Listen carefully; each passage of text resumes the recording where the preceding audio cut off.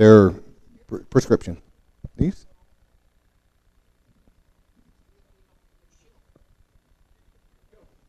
Yeah. Good evening. My name is John Holderman, and I thought I would do a demo on making, there you go, cut up, a toothpick holder. My father came down this last August during SWAT, and he brought a rolling pin he made. And he cuts and laminates the wood, and then cuts it on a bias, and there's some pieces left over. And that's where these pieces are sitting over here. Instead of throwing it away, he takes and he puts it to use, and he makes little toothpick holders. Let me see where we're at. And he makes them in various pieces, so I thought I would try and do a little demo on that. And before I actually get started, one of the things I like to do is I hate to copy someone else's design exactly, so I try and change it a little bit. So I went through my own design process, and I played with a design.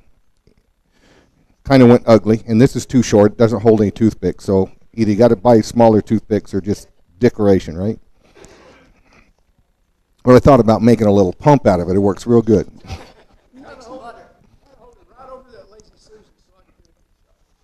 Okay. Well, it's right here. I'm looking at it right here. Okay. All right. So, and this is a piece of the catalpa that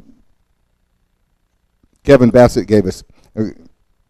But it's kind of ugly. But that's one of the design thoughts. So I took a little smaller piece of wood, and I did it out of maple. And I said, that ain't right.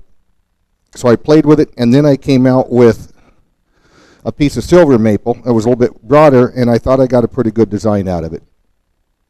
What I like about it, I was showing this to someone at Wood World, and they said, you don't even have to open it. You can just shake them out that way because there's a little hole in the top. But that piece of bark's pretty ragged. No, I don't. I'm out of I got to stop on the way home and pick toothpicks. Yeah, probably after tonight we may have a few. But when I was turning this was really, if you take a look here, I could hear something rattling, and this is actually loose. You can't see it very much. But I got scared when I got down there. That part was almost ready to come off, so I had to turn this fairly slow. But that's what we're going to do tonight, is make one that looks something like this. And I'll show you the process I use. And the first thing I do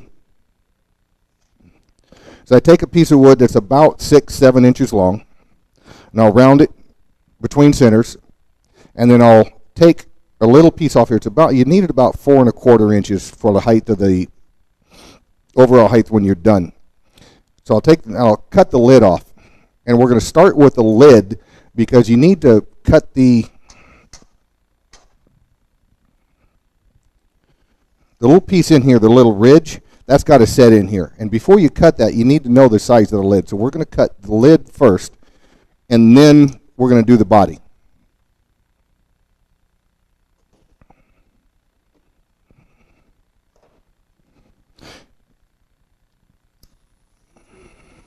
I am now, for now anyway. Okay. First thing I'm going to do is clean that up a little bit.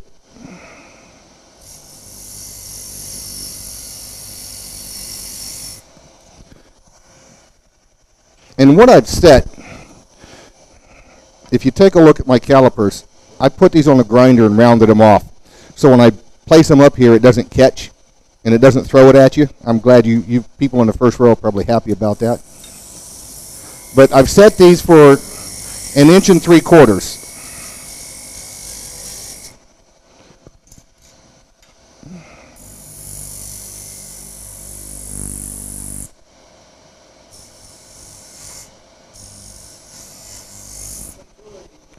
This is a beading and parting tool.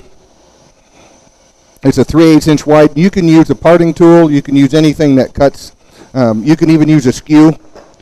If you take a skew and use a skew to do this, Anything with a flat spot would work. What's that? Okay. So that's 1 3/4 inches, and I would go ahead and sand and finish that. And now I need to drill the hole for the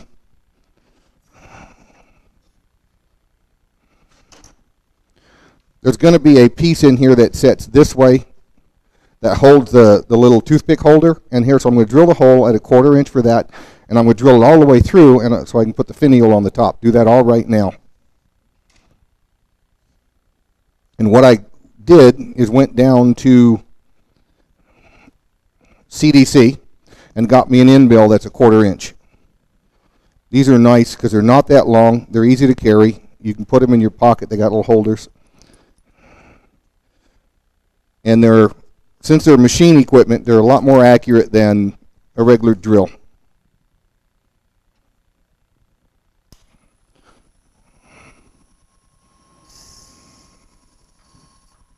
This is not dead center. So, it's going to be slightly larger than 1/4 inch. I also go down, and I normally, when I'm centered, I will put this all the way through so I get it slightly chamfered end. And the reason I do that is this is a rounded, so it sets right up in there, and that way it's flush and all the glue is inside. So that's done. Get this elbow disaster out of the way. That's going to need that here in a second. And I'll set this aside. And the distance here is really immaterial. You can make it thin or make it thick. I usually make it maybe 3/16 to 1/4 inch.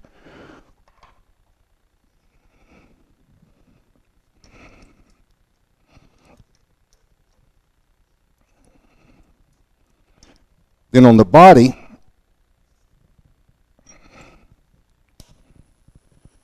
slightly out of round. So I'll round it up, make sure this is This is the bottom over here. This is going to be drilled, so I have to make that the top.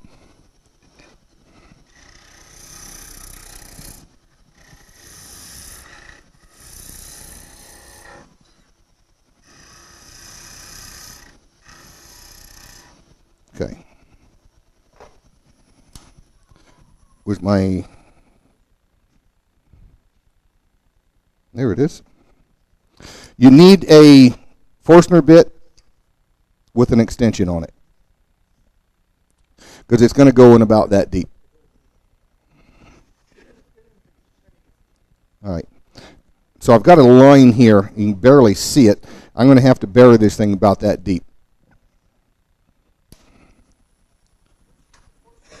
This I got from Woodcraft. This is a Bormax. And I got the Bormax extension. What I like about this, if you notice, there is not just a single set screw. There's 4 set screws, 2 here and then 2 on each side. So it really stays in there. It doesn't twist at all. It's not cheap. Yeah, this is not lined up at all. As you notice, it's starting to shake. You can't get in there from there. Look in this camera, and I'll show you what I'm seeing. Right in here, you can see that the hole is actually bigger than the Forstner bit. So this is not dead center. So my 1 3/4 inch is, hopefully it's going to be okay.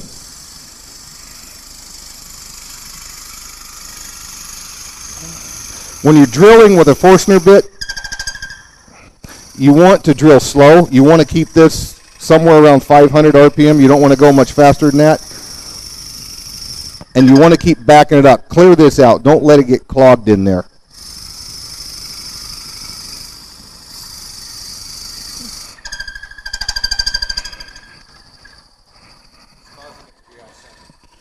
This is not dead center. It's not lined up. The centers here are not dead. Yeah, we need, give me a file and couple hours, we'll make it right.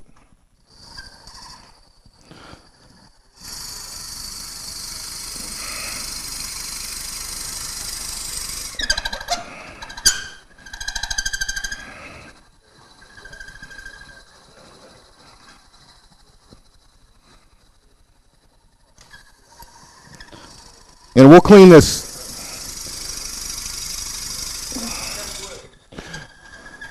This is big leaf maple.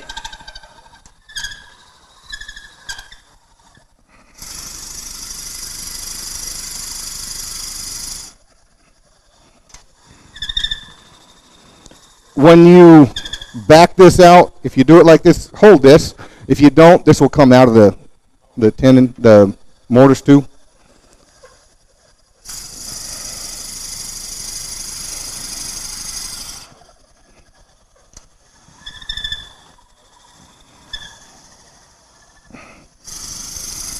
If you can look overhead, I've got my line that's right here.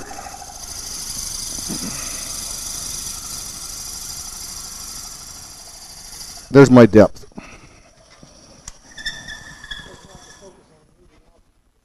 Yeah.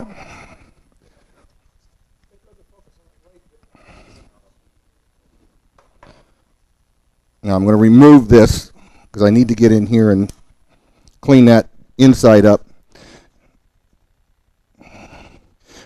You need to make sure this hole is smooth, because if it's got any catches in there, you'll put toothpicks in there, and when you try slide it out, that toothpick will catch and you'll make a safe. You're not going to open it. So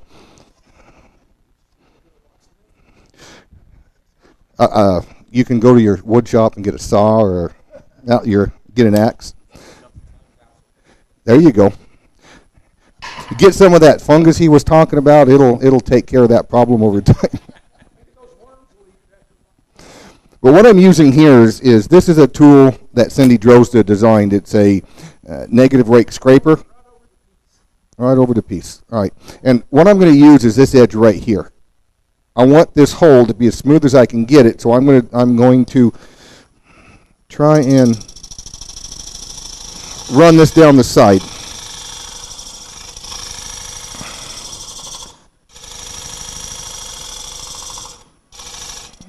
And I want to run it till I can stop. I feel the vibration stop.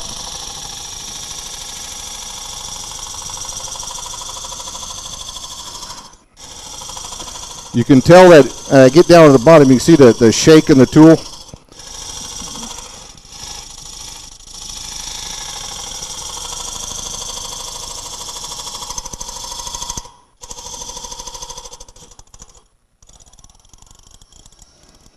This you can turn it up.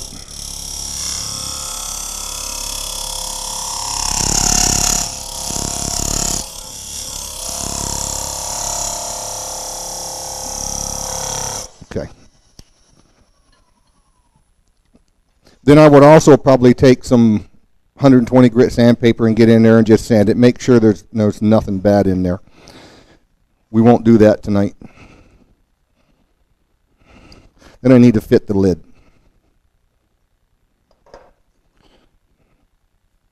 Make sure you fit this side, not that side. That's by experience.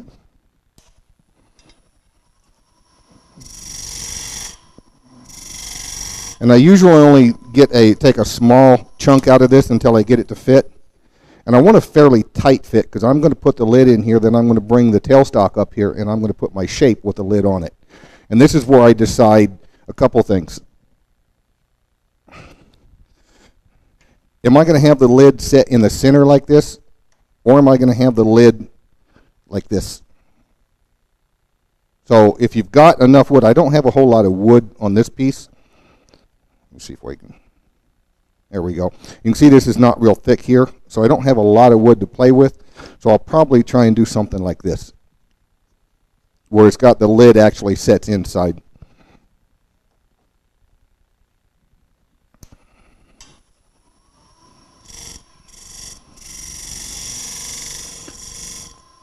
But my first goal is to get the lid to fit. Once I get that, then I'll make this recess a little bit deeper.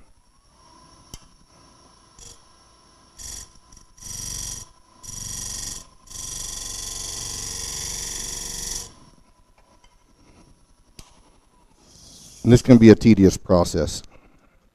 It's kind of like fitting a jam chuck.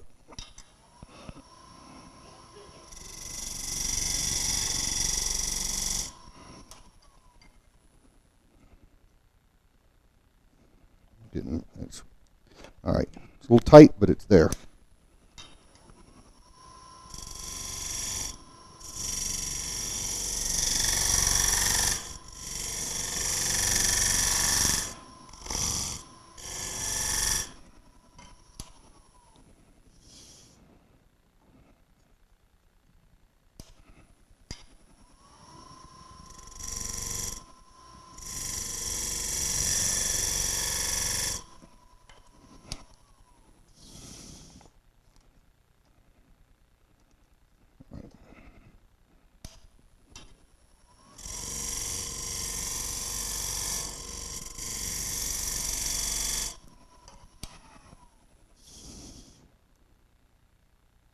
There we go. Kind of hard to see where the grain lines up, but try and line the grain up best I can. Then what I use is another tool from Cindy Drozda. I hope this is going to line up. This little tip is a insert for the one-way.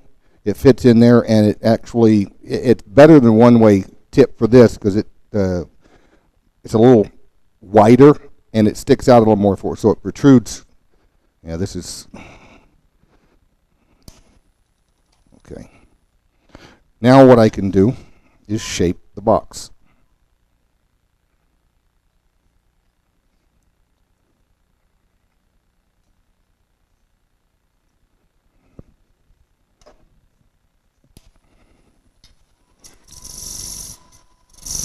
Round it all off.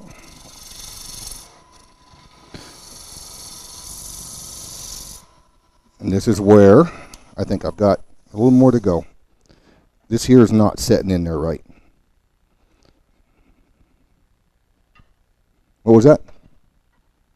Oh, okay.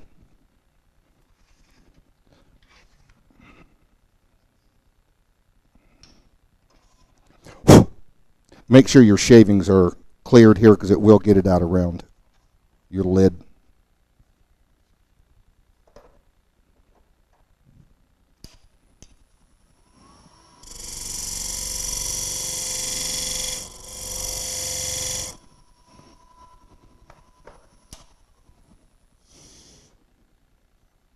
There. That's going to fit on better.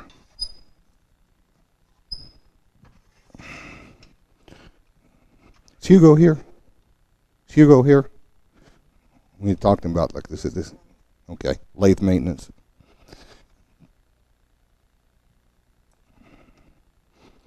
The first thing I'm going to shape is this top. I want the top shape so I can get ready and then pull this lid off.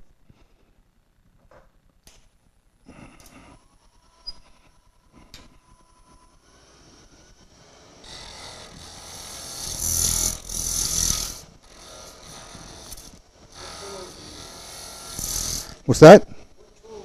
This is called a skew, and it's the radius skew from Allen Lacer.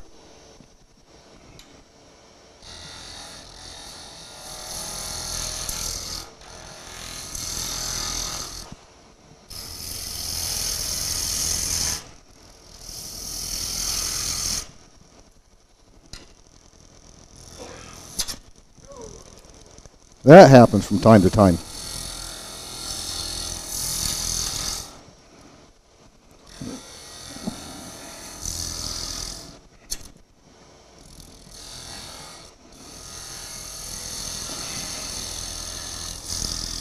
That happens because I had the tool touching the wood before I put it on the tool rest there.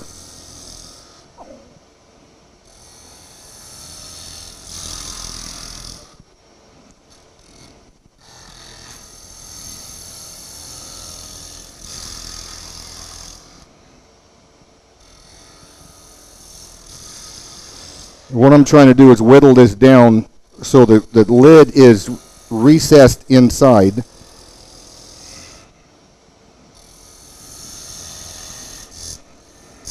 There.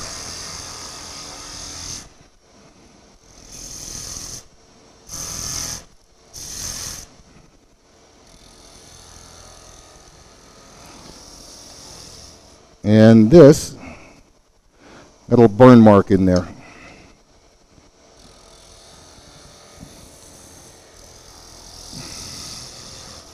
Okay.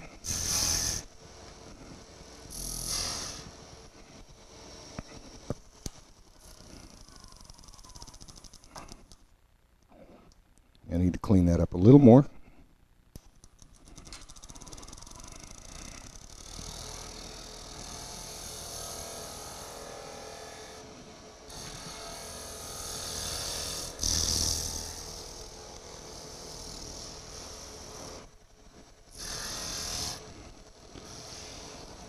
At this point, well, kind of too late.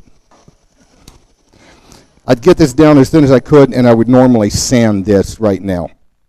And at home, I've got a little random orbital sander that I'll use, make it nice and clean. I've got a little bump there. I don't know if this lid is going to come out when I get down here. We'll see what happens. Yep. Okay. So the lid, the top part is done. I would sand this whole top, and I'd remove the lid. Get rid of that. I don't need it anymore.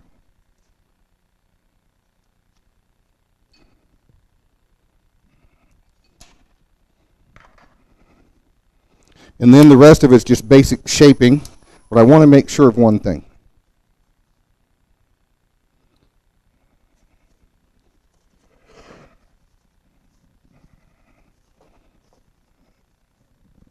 I need to make sure where my bottom is.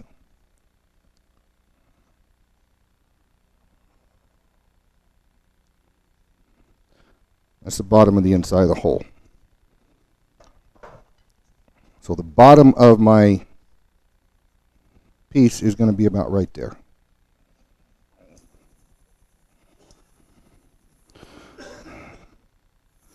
Anywhere in there.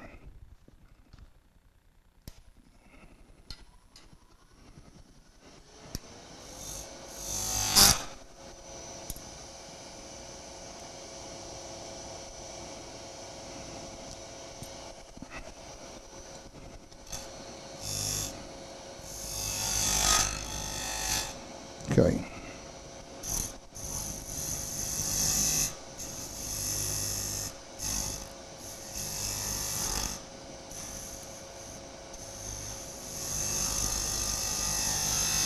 Okay.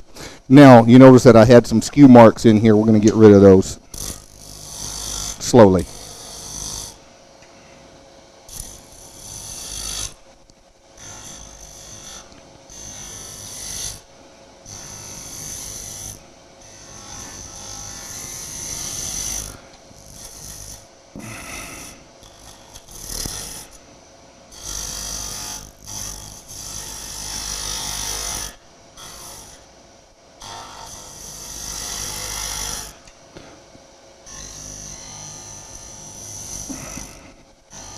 All right.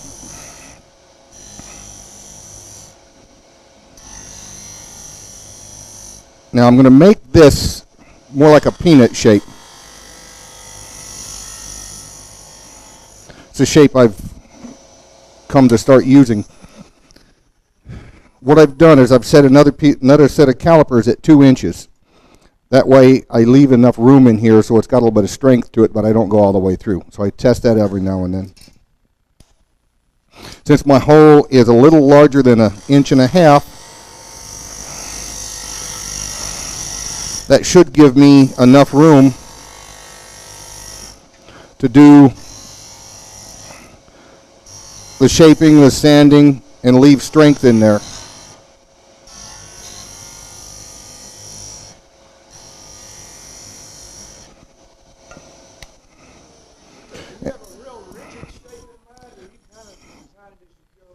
I'm just kind of using this general shape. It's not real rigid. It's one that I've seen it in several different things. I've seen salt and pepper shakers or grinders set out of it. And it works, yeah. Sometimes the wood gives you opportunities, if that's the way you put it, right? Sometimes the tools like these, the skew gives you lots of opportunities to make changes. Yes.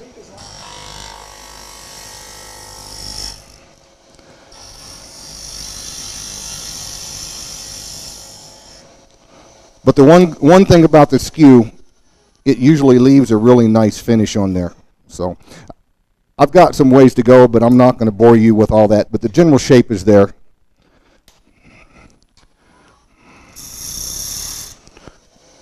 Then I'm going to shape the bottom a little bit, make sure it's right.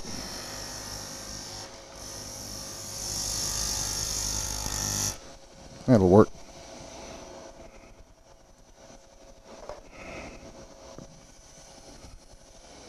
And then I'm going to part it off. So do you need to do any sanding at this point? I get this down to about between a half an inch and an inch before I do my sanding. That way I can get in here and clean that edge on the bottom up, get rid of that. And I can also make sure, look in here and make sure I'm at a slight angle. So when I want to part this off, I'm going to cut at a angle this way. That way I've got, it's not rounded bottom, it'll set straight. But you don't have to sand this before you take it off, because we can sand it at the next step, and I'll show you that. And what I'll do, all right.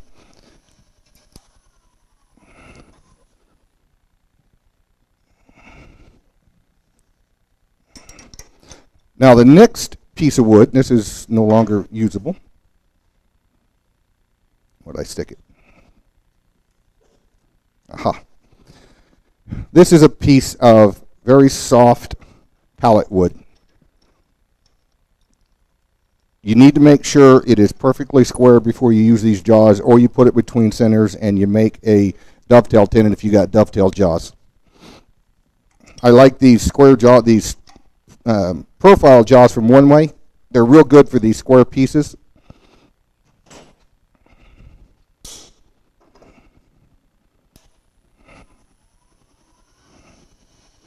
I'm going to round this off.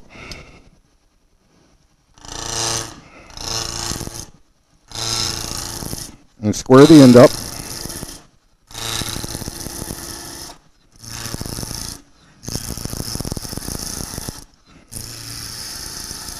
I'm getting you guys in the front. Not on purpose. Like Gallagher, you have this plastic piece. I want this piece fairly square. I'm going to dig into it here in a bit, but it needs to be the size of the hole.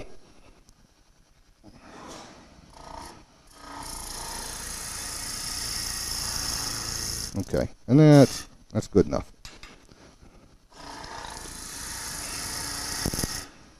Get rid of some of this. And I'm going to fit this in here. And it's going to slide all the way in. That's going to give me two things. It's going to give me a place to sand, and it's going to make the little bucket in the bottom when I'm done. Since this is usually pallet wood, it's free. It's easy to...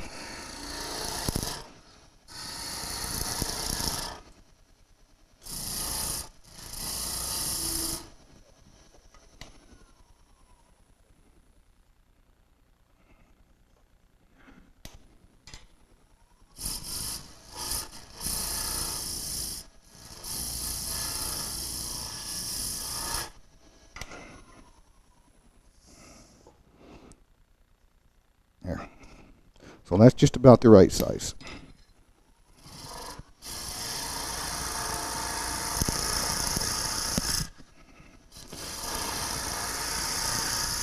I don't know what wood this is, but it's very soft, and it does like to throw things.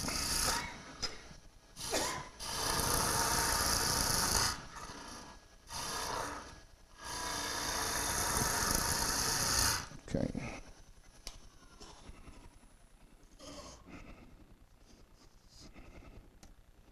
That may not come off, huh? There we go.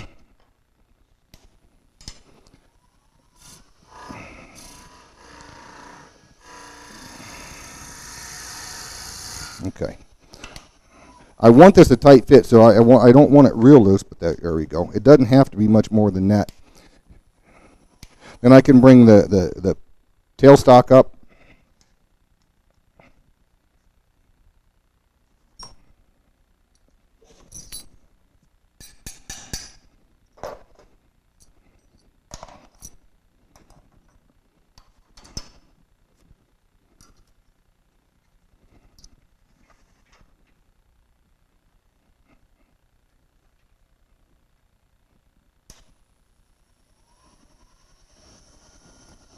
And you remember this thing's not quite square, so we're going to have a little bit of rotation. But now you can do all your sanding and all that.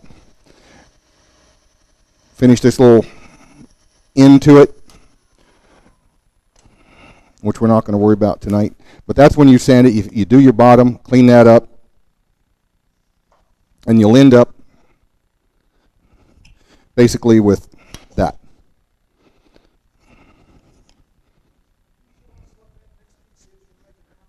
Yes, we can. All right. So what I'm doing is I am making this bucket, and I'm gonna clean this piece out. I'm gonna come up. I'm gonna drill the little 1/4-inch hole, the recess, and then I'm gonna size it. Then I can hollow it out to make this bucket, cut it off, and this piece comes off the lathe. We go to the next step. That's what I'm doing now.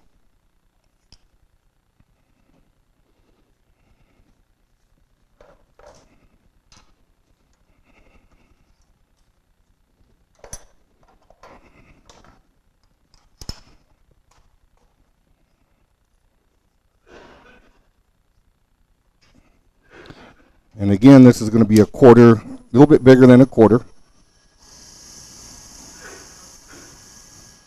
And I'm going to drill it all the way through.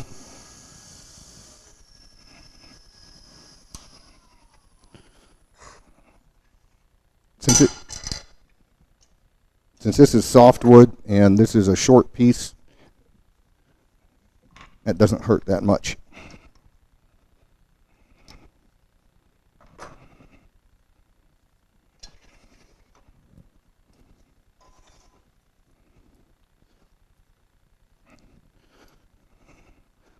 Now, since I know this piece fits inside, I'll sand it now. It'll take a little bit off. This is real soft wood, so it will take a little more off the edges.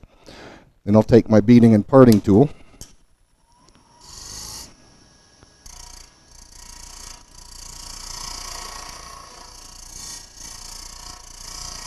Just to square that up. And I'm going to dig some of this out like this.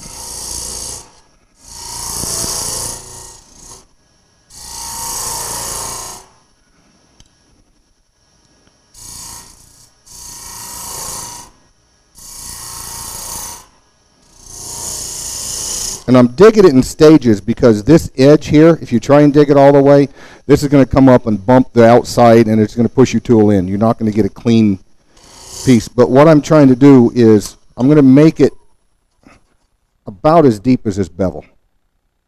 So that's about as deep as I want to go.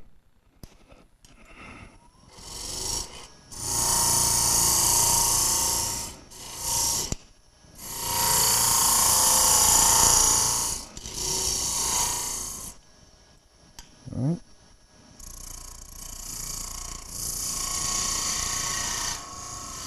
Okay.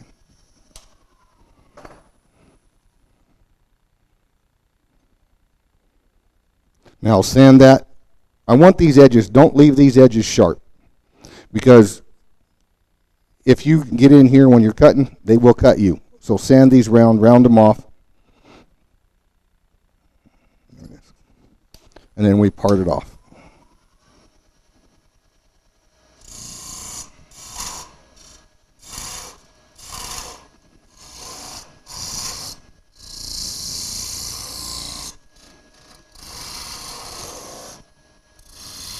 You got to be careful with this because remember you put a 1/4 inch hole down there. And I'm using the skew so I can minimize the need for sanding on the bottom of this. And it's got a slight round to it.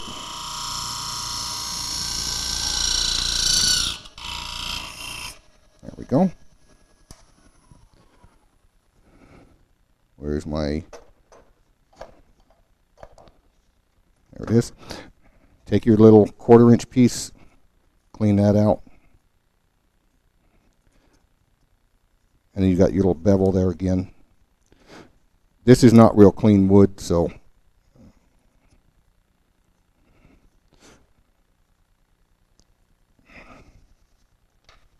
And there's the little bucket that goes that's going to hold the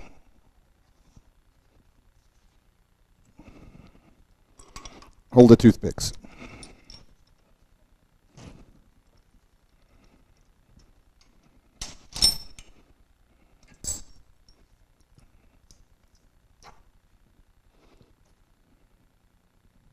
Now we get to make the finial and the little shaft inside that holds everything.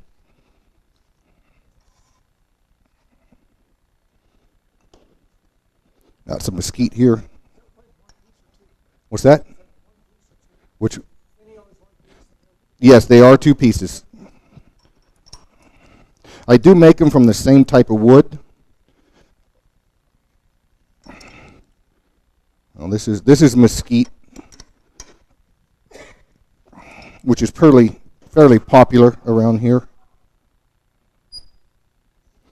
And I usually do the finial first.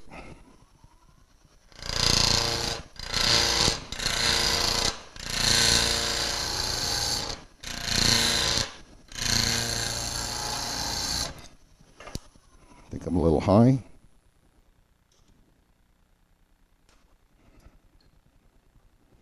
There we go.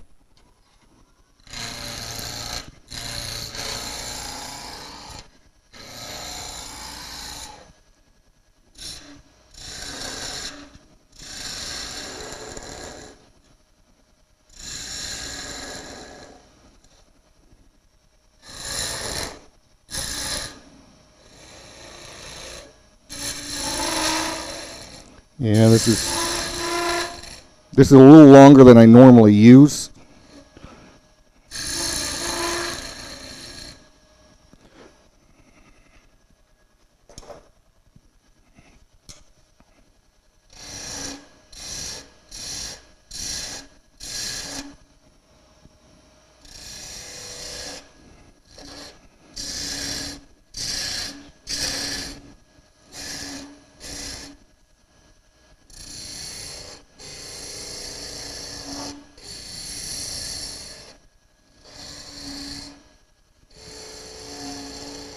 I think I've got this tool that's a little high for,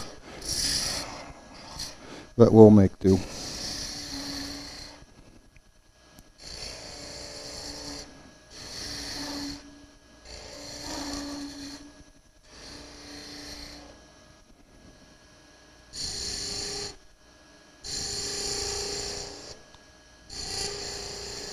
Then I would sand this.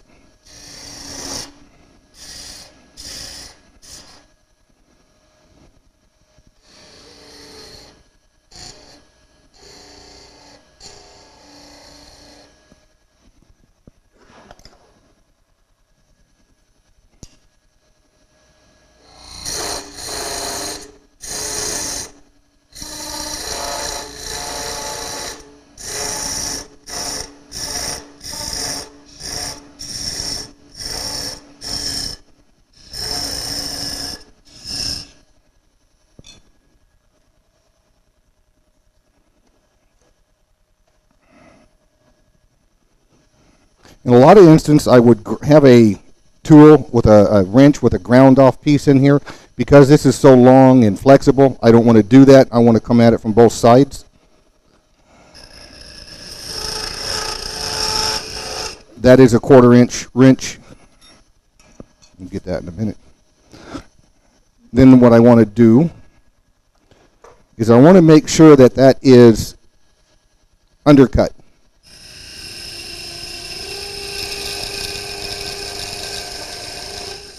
Okay.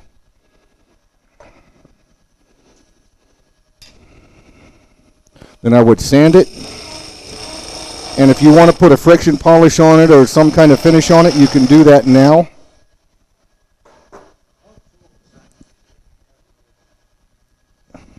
That is a parting tool, just to ground it a little different.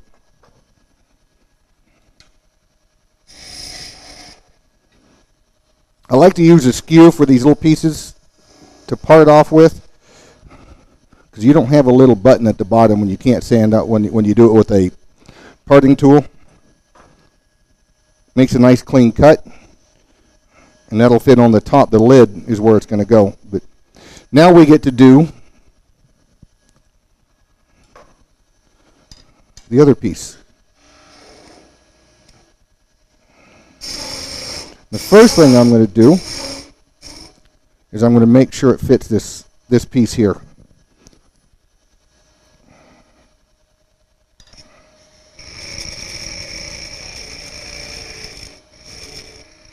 Okay.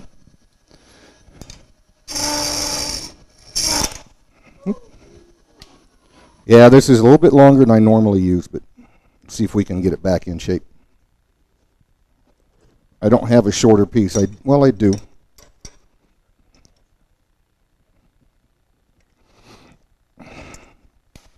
Now, let's do something else. I'm going to try it with a shorter piece here.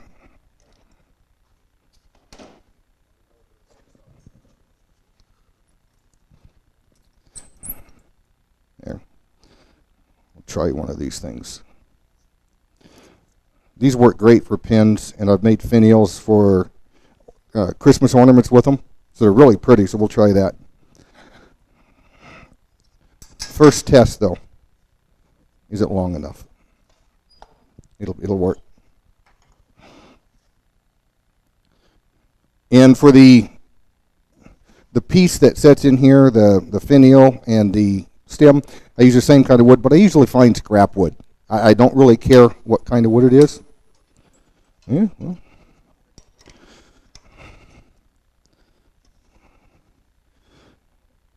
No, not very square either. Yeah. I'll have to talk to the company that makes this.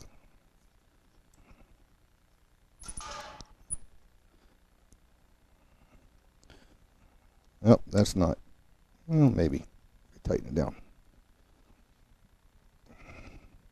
See if that works. You guys in the front, got your shields on? I don't foresee any problems.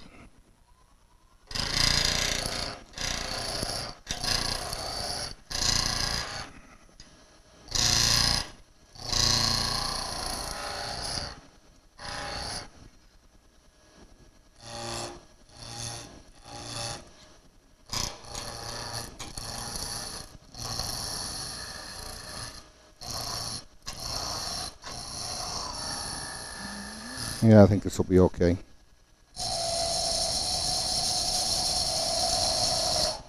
One thing you're doing is take small bites. Don't try and grab a whole bunch, whether you're using a parting tool or whatever you're using. Take it in small chunks. You can always extend it, but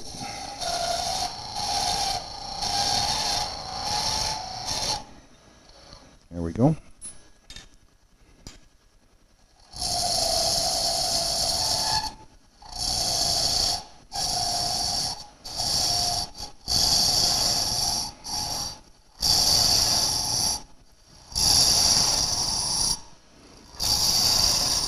I want to get this small enough that I can make my little bevel here.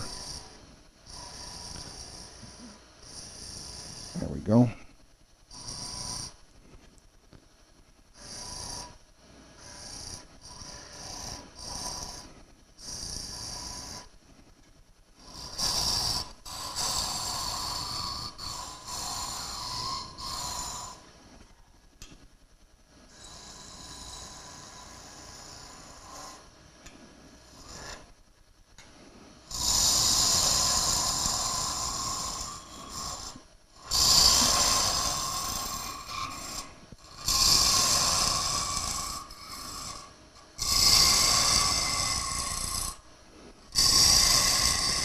And about this time, I'd come back and sand all of this up.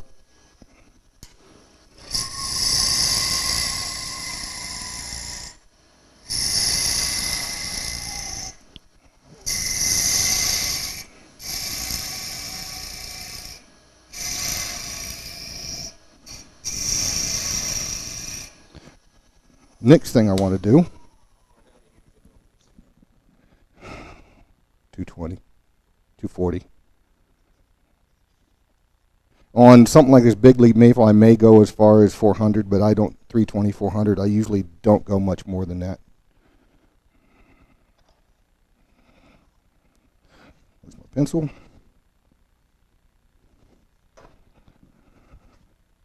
Right. This is the top of my box. I need to go shorter than that because that's the top of the lid as well. So the finial is going to fit in there. I need to come down. This should not touch the bottom of the box. That way you have room for expansion of pieces. So I come in about 1/4 of an inch.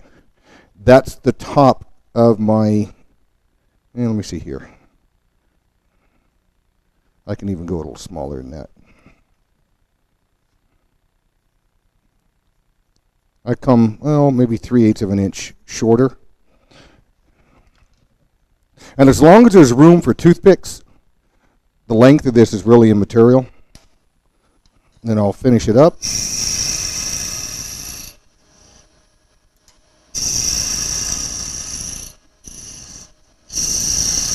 And about here, I'm going to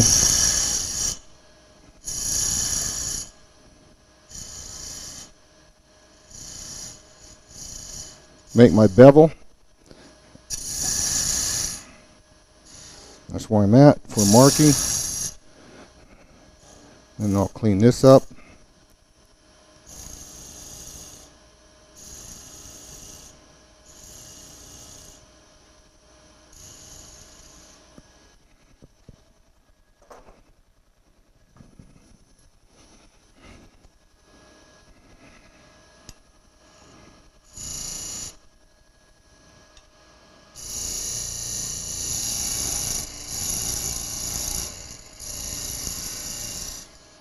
Okay, there goes the other one.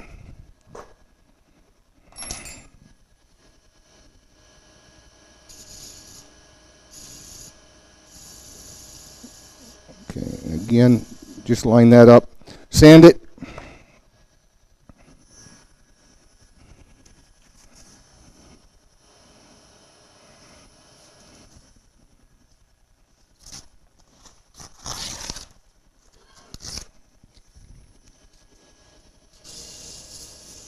Just to make it a little smooth.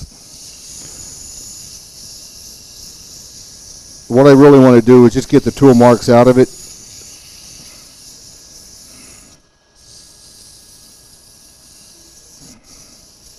Okay. And I'll part that off.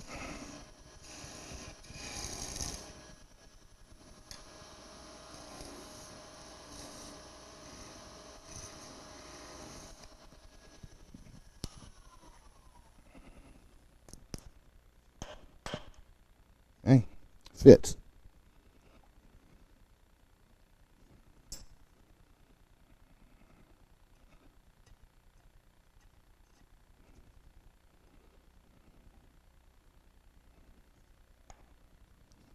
And this piece fits in here.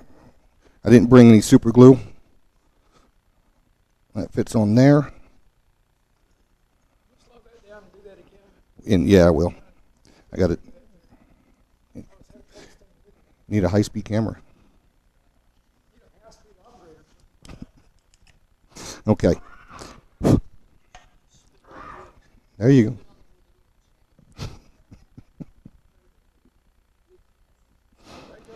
Yeah, then when it dries, it'll come apart and everything will, yeah, there you go. So it fit in here, and I usually use epoxy to keep this on. You could probably use Tight Bond or any type of wood glue, but epoxy I find is more controllable. And then I'll set this Let it set like that. Yeah, there's a slight problem. One of these is too long.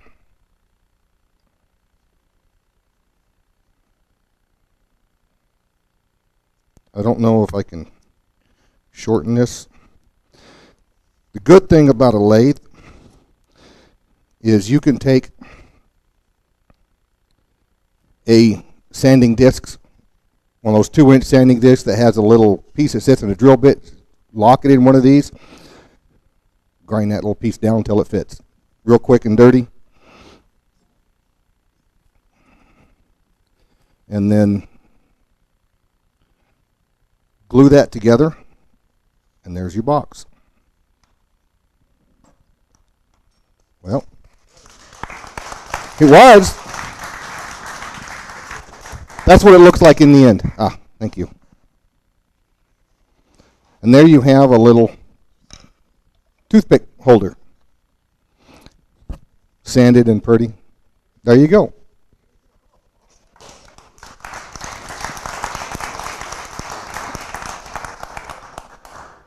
Any questions?